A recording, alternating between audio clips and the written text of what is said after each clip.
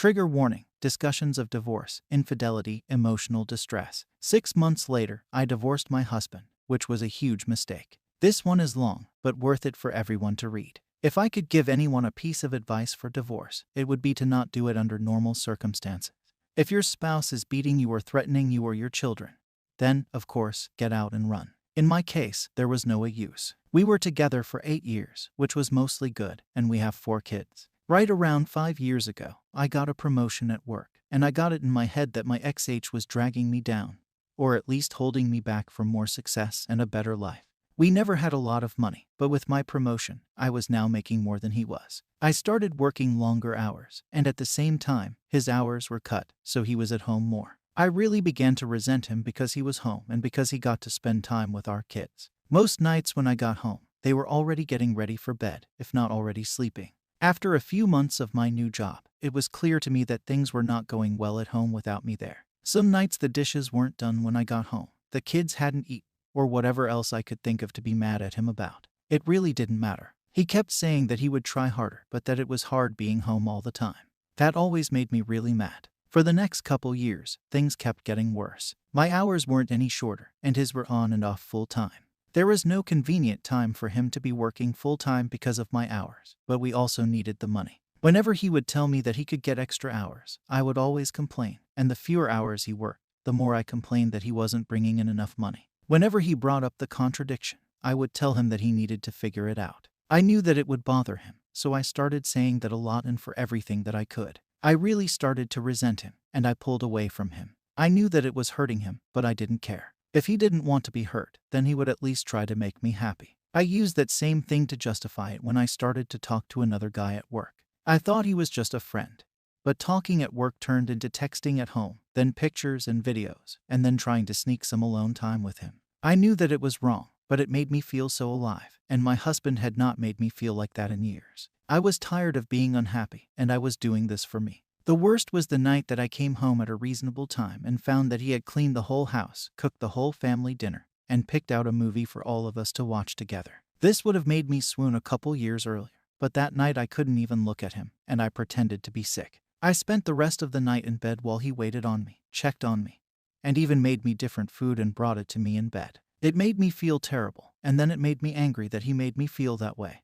And by the end of the night, I was texting with the other guy. Over the next month or two, from that night on, it did not matter what he did. He was wrong just for breathing most days. He would get so upset with how I was treating him, and I would just wait and egg him on until losing it because I knew it would happen eventually. After most of the fights we had, he would apologize for whatever I told him he did wrong, if there was even something, but I never did. I would usually find a way to make him feel even worse. I knew that I was right because he was wrong, and that was all that mattered to me. I even pretended that I didn't care when he found out about my relationship with the guy from work. It really destroyed me inside to see him holding back tears, but I wasn't going to let him see that. He was at his weakest, and that was when I chose to tell him that I wanted a divorce. I could almost hear his heart shattering inside his chest. He talked, fought, and said that we could work through it together. I really wasn't interested in fixing our marriage, but I mostly ended things with the other guy, but only because I knew I could get it back if I wanted it. I could see that he was trying, and occasionally I would let him know, but for the most part, I kept being a huge B to him for any and all reasons that I could think of.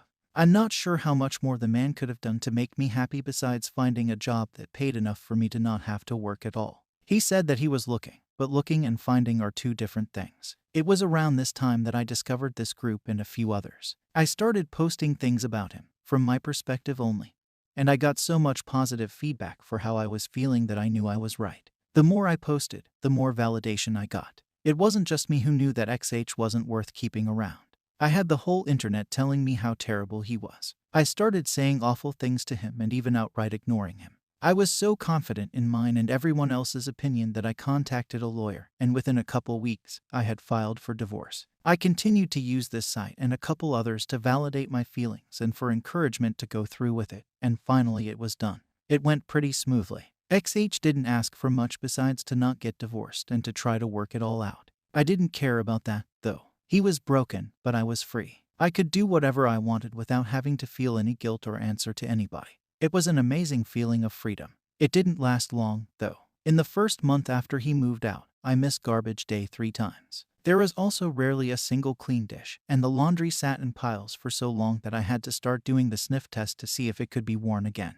I also never saw my kids more miserable. My oldest had seen some of the messages from the other guy months earlier, and she knew that XH still wanted to try to work it out. It didn't take her long to stop talking to me at all, except to say that she wanted to go to XH's house. The others all told me that they wanted to live with XH too. I did my best to try to make them happy, but I ended up just buying them toys all the time. And the happiness only lasted for a few minutes. I was also having a lot of trouble with work. Being alone, I couldn't work all those extra hours that I was expected to. I finally gave in and started calling XH to watch the kids. He would always come over as soon as he could, and he always asked me if I needed anything.